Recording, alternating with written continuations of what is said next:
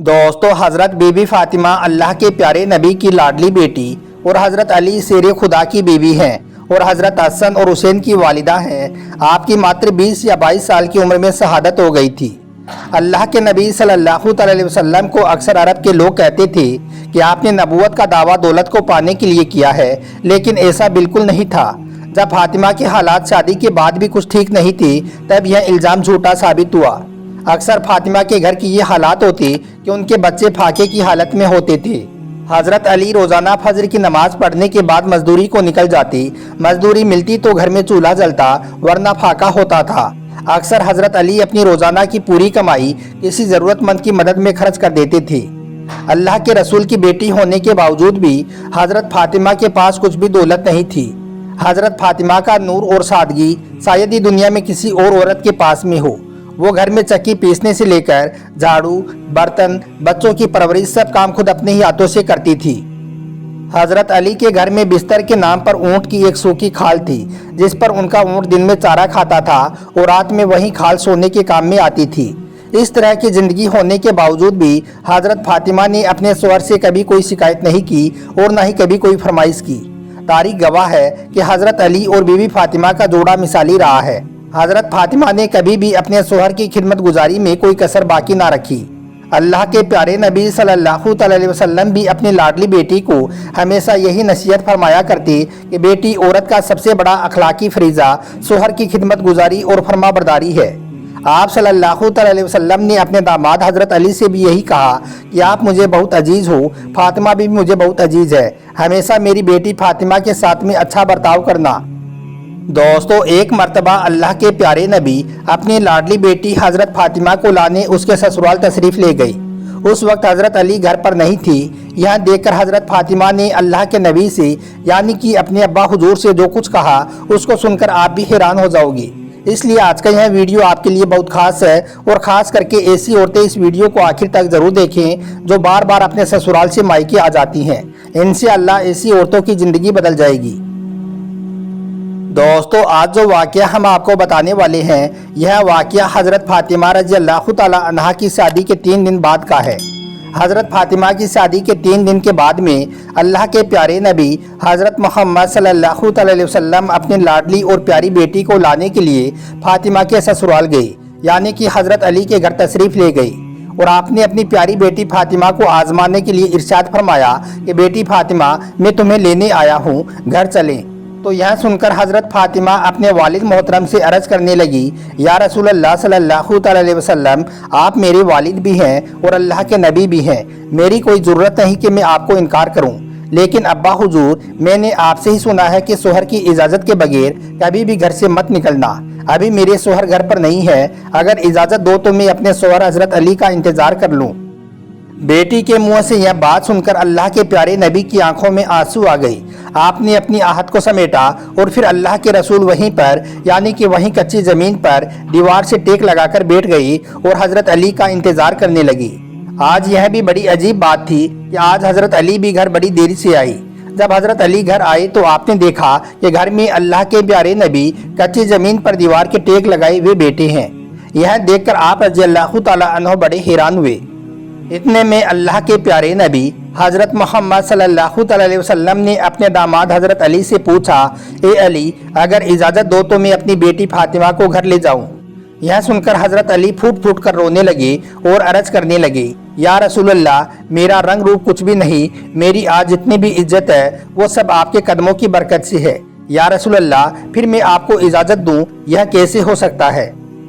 यह सुनकर अल्लाह के प्यारे नबी ने इरशाद फरमाया, ए अली, मैंने फातिमा को सिखाया है कि बेटी कभी भी शौहर की इजाज़त के बगैर घर से ना निकलना, हमेशा अपने शौहर की इताअत करना। इसलिए फातिमा कहती है कि अब्बा जान, जब तक मैं अपने शौहर हज़रत अली से घर जाने की इजाज़त नहीं ले लेती हूँ, तब तक मैं घर नहीं जाऊँगी। यह सुनकर हज़रत अली अर्ज़ करने लगे, या रसूल अल्लाह सल्लल्लाहु अलैहि वसल्लम, आप दुआ करना अल्लाह पाक फातिमा के इन अमाल की बरकत से मुझे कल क़यामत के दिन भी कामयाबी अता फरमा दे। दोस्तों, इसी तरह से अब आपको मदीना शहर का एक और वाक़या बताते हैं जिसको सुनकर भी आप हैरान रह जाओगे, और ख़ास करके ऐसी औरतें जो अपने शौहर की इजाज़त के बगैर घर से निकल जाती हैं और बाज़ारों में घूमती फिरती हैं। इनसे अल्लाह ऐसी औरतों की आंखें खुल जाएंगी। हज़रत गजाली ने अपनी किताब मुकासी कुलूब में लिखा है कि मदीना शहर में एक मरतबा एक औरत को उसका शोहर पाबंद करके गया कि सुनो मैं जिहाद पर जा रहा हूँ, मेरे पीछे से घर से ना निकलना, यानी कि जब तक मैं वापस ना आ जाऊँ तब तक घर में ही रहना, घर से मत निकलना। दोस्तों, उस औरत के घर से एक गली छोड़कर ही उसके बाप का घर था, यानी कि उसका मायका था जिसमें उसका बूढ़ा बाप रहता था। एक दिन उसके बाप के घर से पैगाम आया कि तुम्हारा बाप बीमार है, आकर अपने बाप से मिल लो।